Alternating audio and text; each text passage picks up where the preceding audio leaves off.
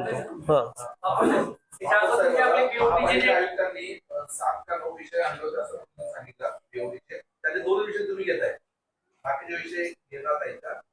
दोन विषय बघा, आपण या ठिकाणी महाराष्ट्र शासनाने या ठिकाणी महाराष्ट्र शासनाचा जो जी आर आहे त्या जी आर मध्ये त्यांनी असे महाराष्ट्र राज्यभर जवळपास 22 लोकांना त्यांनी नेमलं आहे की जेणेकरून महानगरपालिका याच्या पूर्वी कसे व्हायचे की महानगरपालिकेमध्ये अनेक बीओटीचे प्रकल्प विकसित करण्याचा प्रयत्न केला, पण त्या काळामध्ये सर्व बीओटी प्रकल्प फेल गेलेले आहेत. पुणे असेल, मुंबई असेल, त्यांच्या धर्तीवर आपण कशा पद्धतीने विकास केला पाहिजे, उलट मी सांगतो महाराष्ट्र शासन आपल्याला या ठिकाणी मदत करायला लागली आहे. आपण काय केलं पाहिजे, महानगरपालिकेला उत्पन्न किती मिळालं पाहिजे, त्यात त्या समोरचा जो माणूस जर काय त्यात शेअर घालत असेल तर त्याला त्याचं मर्यादित उत्पन्न किती असलं पाहिजे, त्याला कालावधी किती राहिलं पाहिजे, त्याला समजा एक 30 वर्षाचा कालावधी जर दिला असेल तर त्यातून महानगरपालिकेला उत्पन्न कसं मिळालं पाहिजे व महानगरपालिकेची मालकी त्या ठिकाणी कशी राहिली पाहिजे. आपण या ठिकाणी मालकी ही महानगरपालिकेचंच ठेवून मंजूर जो विकास आराखडा आहे त्याच्यात कुठलीही आरक्षण बदल न करता त्याच आरक्षणाचा या ठिकाणी आपण विकसित करून महानगरपालिकेचे उत्पन्नाचे स्त्रोत वाढवण्यासाठी आपण या ठिकाणी प्रयत्न करत आहोत. आपले बीओटीचे प्रकल्प आहेत ना, त्या बीओटीच्या प्रकल्पामध्ये काय ते आलं किंवा जे बीओटीचे प्रकल्प रखडले, फॉर एक्झाम्पल बाळीवसमधलं जे काही कॉयस असतं आणि इन्फॉर्मरचं जे बीओटी कॉम्प्लेक्स आहे गेली 10 ते 12 वर्ष झाले ते काही विकसित झाले नाही, तसे तसे पडलेले आहे. अशा ठिकाणी उत्पन्न न वाढवता किंवा त्याचा आढावा न घेता या ठिकाणी रिझर्वेशन आहे प्लॅन मध्ये, रिझर्वेशनच्या जागा तुम्ही कसं डेव्हलप करणार, त्याचं कसं अपेक्षित तेवढं उत्पन्न मिळतं असं. हे बघा, मी काय सांगायला लागलो, त्या ठिकाणी शासनाचे जे रेडी रेकनर दर आहेत ना, त्या शासनाच्या रेडी रेकनर दरानुसार महाराष्ट्र आणि राज्य शासनाने या ठिकाणी काही वेंडर नेमलेले आहेत की त्या ठिकाणी ते काय काम करणार आहेत, जेणेकरून महाराष्ट्राचे महानगरपालिकेचे ज्या ज्या ठिकाणी प्रॉपर्टी आहेत ते प्रॉपर्टीची एकूण किंमत किती असणार आहे, त्या किमतीचं महानगरपालिकेला अपेक्षित उत्पन्न किती मिळालं पाहिजे, त्याचं जर तो त्या ठिकाणी जर शेअर घालत असेल तर त्याला उत्पन्न मर्यादित किती राहिलं पाहिजे, ठराविक कालावधी जर त्याला आपण 30 वर्षासाठी जर दिलं तर तो आपल्याला फर्स्ट प्रीमियम म्हणून म्हणा किंवा इयरली म्हणा आपल्याला किती पैसे देणं अपेक्षित आहेत याच्यावर ते काम चालू आहे. आपण हे केपीएमजी म्हणून या ठिकाणी जी काही कंपनी आहे त्यांच्या माध्यमातून आपण त्यांना या ठिकाणी अभ्यास करण्यासाठी 1.5 ते 2 महिने या ठिकाणी लागणार आहे. आपण या ठिकाणी पहिली मंजुरी म्हणून बोर्डाची आपण त्या ठिकाणी दिली तर त्यांनी ते पूर्णतः या ठिकाणी अभ्यास करून त्याच्यामध्ये म्हणजे कुठं एखादा आराखडा फेल न जाता तो सक्सेस कसं व्हायला पाहिजे अशा पद्धतीने तो त्या ठिकाणी आराखडा तयार करून त्याचा आपण बीओटी करणार आहे. अगोदरची जे बीओटी कॉम्प्लेक्स आपण केले, ठीक आहे, फॉर एक्झाम्पल संभाजी महाराज पुतळ्याची एवढी मोठी टोळी आहे, इमारत बांधली 30 वर्ष होऊन गेली जवळपास झाले, त्या माध्यमातून महापालिकेला किती पैसे मिळाले असं काय आढावा घेतलाय का आपण? हे बघा, आता अनेक त्या ठिकाणी जे मी तेच सांगायचं मला, सोलापूर महानगरपालिकेमध्ये जे पूर्वीचे बीओटी विकसित झाले, समजा एखादा 10 प्रकल्प आपल्या समोर आले असतील तर त्यातले फक्त 2च विकसित झाले, बाकीचे 8 प्रकल्प हे रखडले गेले. अशी परिस्थिती परत पुन्हा उद्भवू नये म्हणून शासनानेच काय केले, या ठिकाणी त्याचं रेट कोट करणे, त्याला आपण कशा पद्धतीने प्रोजेक्ट पूर्ण व्हायला पाहिजे अशा पद्धतीने शासनाने त्या ठिकाणी नियोजन केलंय. त्याच्यावर जर आपण बीओटी केली तर बीओटी केल्यानंतर ना उद्या भविष्यात आपल्याला या ठिकाणी अपेक्षित चांगल्या पद्धतीचं उत्पन्न मिळणार आहे. आणि एक सांगतो की काही लोकांनी या ठिकाणी गैरसमज करून दिले की नाही या ठिकाणी रिझर्वेशन चेंज या ठिकाणी कुठलंही होणार नाही, रिझर्वेशनचं पर्पज तेच राहणार आहे. त्याच्यामध्ये आपल्याला इंडस्ट्रीयल झोन असेल, कमर्शियल झोन असेल, ज्या ज्या ठिकाणी आपल्याला काय करता येईल त्या पद्धतीने आपण करणार आहोत. सर्वप्रथम काय विचारते की जुन्या बीओटीच्या प्रकल्पांचा आपण आढावा घेतला का? फॉर एक्झाम्पल नाल्यावरचे जे आपण बांधकाम बांधलं ते बेकायदेशीर झालं, बरं ठीक आहे, ते बांधले आता 20 वर्ष झालं, ते विधानसभेपर्यंत गेलं होतं, त्या माध्यमातून महापालिकेला किती पैसे मिळतात आम्हाला तसं उत्तर द्या ना. बीओटीतून आपण 4 कॉम्प्लेक्स डेव्हलप केले, संभाजी महाराज पुतळ्याजवळचं केलं किंवा आम्ही नाल्यावरचं बांधकाम केलं, दयानंद कॉलेज जवळ केलं, टिंबर मार्केट, हे बघा, त्या टायमाला पंदे साहेबांनीच्याकडनं या ठिकाणी ती प्रोजेक्ट पूर्ण झालेलं होतं, त्यांच्यातनं आपल्याकडं उत्पन्न महानगरपालिकेला चालू आहे आणि वरचं जे काही दुसरा आणि तिसरा जे फ्लोर आहे त्याचं काहीतरी थोडंफार लिटिगेशन आहे त्या ठिकाणी थांबलेलं आहे. हे असे लिटिगेशन सतत होऊ नये म्हणून शासनाने या ठिकाणी अशा पद्धतीने नेमल्या जेणेकरून एखादं प्रोजेक्ट पूर्ण व्हायला पाहिजे. आता ठीक आहे, तुम्ही जे म्हणता पुण्या रोडचं जे म्हणता त्यातून आपल्याला उत्पन्न महानगर ते बिल्डिंग पूर्ण आहे त्यातून फर्स्ट फ्लोअर सेकंड फ्लोअरचं उत्पन्न आपल्याला चालू आहे. जे सेकंड आणि थर्ड फ्लोअर आहे ते काहीतरी लिटिगेशन मध्ये आहे, तो विषय वेगळा आहे.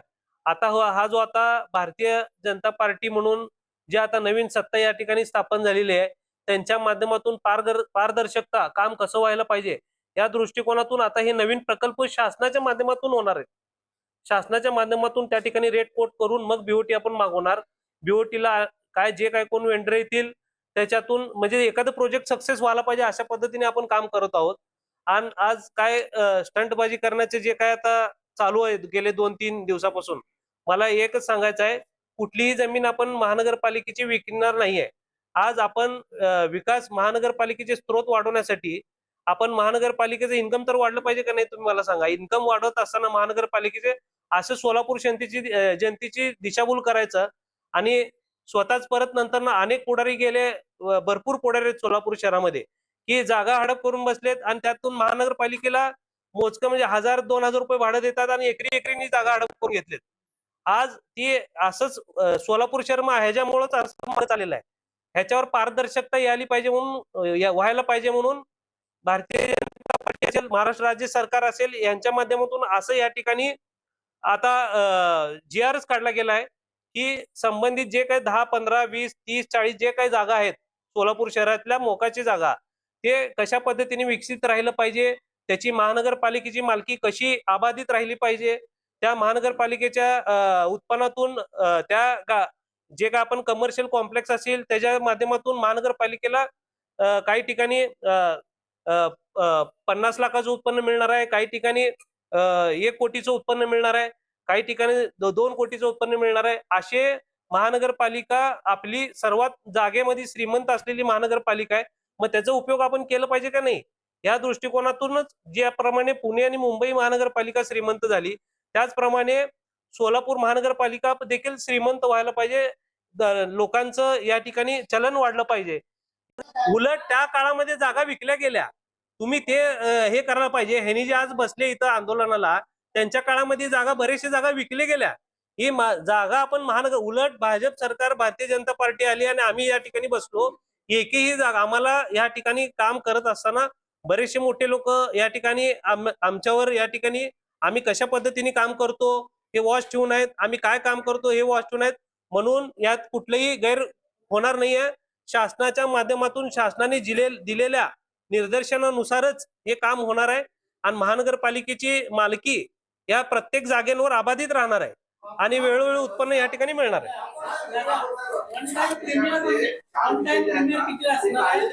बघा, एखादा आता 7 रस्त्याचा जो प्रोजेक्ट आहे, एखादा आता उदाहरण म्हणून सांगतो, 7 रस्त्याचा प्रोजेक्ट असेल, त्या ठिकाणी जवळपास मला वाटतं 77,000 स्क्वेअर फूट जागा आहे.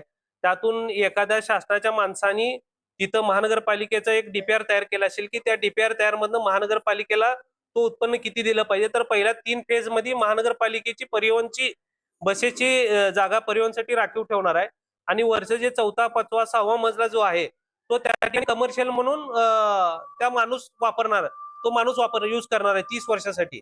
आणि तो करत असताना आपल्याला 60 कोटी रुपये म्हणजे पहिल्या 2 वर्षात वन टाइम प्रीमियम म्हणून 60 कोटी रुपये आपल्याला या ठिकाणी देण्याच्या अपेक्षा आपण धरत आहोत. मग त्याचा जो हा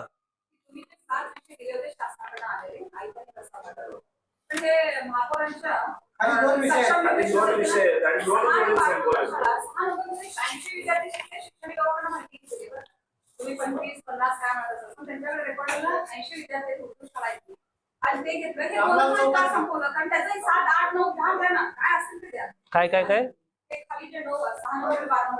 हो मॅडम, हे आता जागे प्रस्तावना आता म्हणून मी सांगलो, आता 9 जागा आलेत, आपण 2च जागेला मान्यता द्यालो. आपण पहिलं प्रोजेक्ट आपण हे करायला लागलो, अजून 2च नाही, अजून 10-15 प्रकल्प आहेत, अजून 10-15 प्रकल्प आहेत. तसं नाही आहे, प्रशासनाकडनं आला असेल विषय प्रशासनाकडनं आला असेल.